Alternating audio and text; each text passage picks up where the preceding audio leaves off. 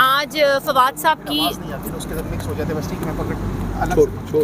बिस्मिल्लाहिर्रहमानिर्रहीम। आज फवाद साहब की हमने प्रोटेक्टिव बेल अप्लाई की थी यहाँ पे, जो मैंने हाई कोर्ट सांबा ने पिटिशन की थी कि वो कितने हमें रिकॉर्ड दिया जाए कि फवाद चौधरी साहब पे कितने केसेस हैं और कितने केसेस में वो मतलूब हैं और कितनों में गिरफ्तारी डाली गई और कितनों में नहीं डाली गई। तो उस हवाले से हमारे पास 2 हफ्ते पहले सारा रिकॉर्ड पाकिस्तान का आ गया था। उसको मद्देनज़र रखते हुए हमारे वकील कैसर इमाम साहब ने उनकी प्रोटेक्टिव बेल अप्लाई की है, जो कि आज ऑनरेबल चीफ जस्टिस साहब ने हमें 21 दिन की प्रोटेक्टिव बेल उनको ग्रांट कर दी है कि आपको टाइम दिया जाता है कि आप जाके अपने मुतल्लिका ज़िलों में और मुतल्लिका कोर्ट्स में जाके सरेंडर करके अपनी वहाँ पे बेल लें या बेल ज़मानत कंफर्म करानी है, जो भी करवानी है। तो मैं तहे दिल से शुक्रगुजार हूँ कि मुझे आला अदलिया से इंसाफ मिला है और 5 महीने की जद्दोजहद आज रंग लाई है।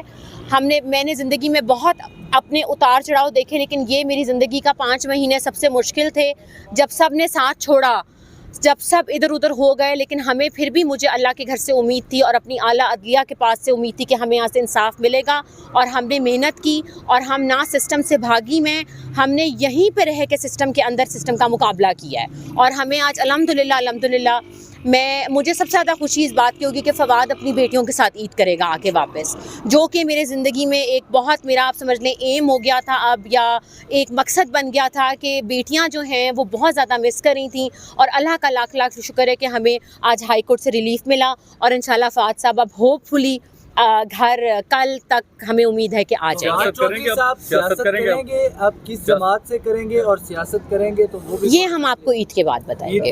ईद के बाद बताएंगे या कुछ अरसे के बाद बताएंगे। अभी तो वो आएंगे, क्योंकि आपको पता है कि उनकी मेंटल हेल्थ का ख्याल रखना बहुत ज़रूरी है, क्योंकि 5 महीने की सॉलिटरी कन्फाइनमेंट पे उनको रखा गया है। जब आपको भी कहीं कमरे में बंद कर दें एक उसके अंदर मीटर में कि जी आप को किसी से बात करने की इजाज़त नहीं है या बेल की इजाज़त नहीं है या बात करने की इजाज़त नहीं है, जैसे कि आपने देखा 3 हफ्ते के लिए पाबंदी आयद हो गई थी अडियाला में कि हमारी मुलाकात नहीं हो सकती थी। तो जाहिर सी बात है अभी मेरा मशवरा यही है कि वो अपना फैमिली के साथ टाइम गुजारेंगे। क्यों नहीं करेंगे जी, बिल्कुल करेंगे इंशाल्लाह।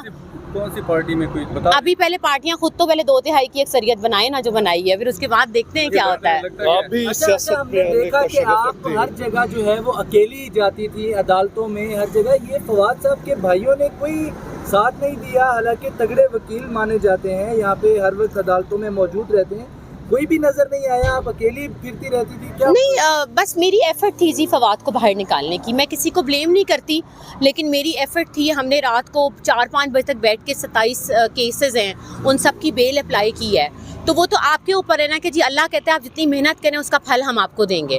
तो आज भी देखें हमने इंशाल्लाह ली। और कैसर इमाम साहब का मैं बहुत शुक्रिया अदा करना चाहती हूँ, जिन्होंने केस बहुत बहुत बहुत अच्छे तरीके से लड़ा और बड़े आहिस्ता हमने उनको सारी केसेस में बरी कराया इस्लामाबाद के, और अब उनको क्या नाम है बेल भी ग्रांट हो गई है। तो बताइएगा कि हमारे तमाम अदारे सोशल मीडिया को देखते हैं, उसको मॉनिटर करते हैं। आपकी जब बेटियां फवाद से मिलती थीं, वो एक तकलीफ दे वक्त होता था, उस वक्त की वो तस्वीर कौन वायरल करता था, क्यों की जाती?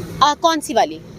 जो बाहर मिलते थे? नहीं, वो तो आपको पता है सारी मीडिया के पास होती थी ना, तो वो तो आपको पता है आप सारे दोस्त भाई वहीं पे, आप लोगों की सपोर्ट है तो हम यहाँ तक पहुँचे हैं ना। बैठे हुए अदालत में बैठे लोग या अदारों में बैठे लोगों को तरस नहीं आया? नहीं जी, ना तो मेरे ये इदारे भी मेरे अपने हैं जी, मैं किसी इदारे के ऊपर कोई बात नहीं करती जी। मेरे लिए सारे इदारे, चाहे वो गवर्नमेंट के हैं, चाहे वो दूसरे हैं, चाहे किसी किस्म के हैं, सारे काबिल एहतराम है जी। हम किसी को तनकीद नहीं करेंगे। हमने अपना मकसद, हमने कानूनी चारागोई के थ्रू फवाद साहब को बाहर निकाला है, तो हमारा किसी पर तनकीद करना नहीं बनता जी, बिल्कुल।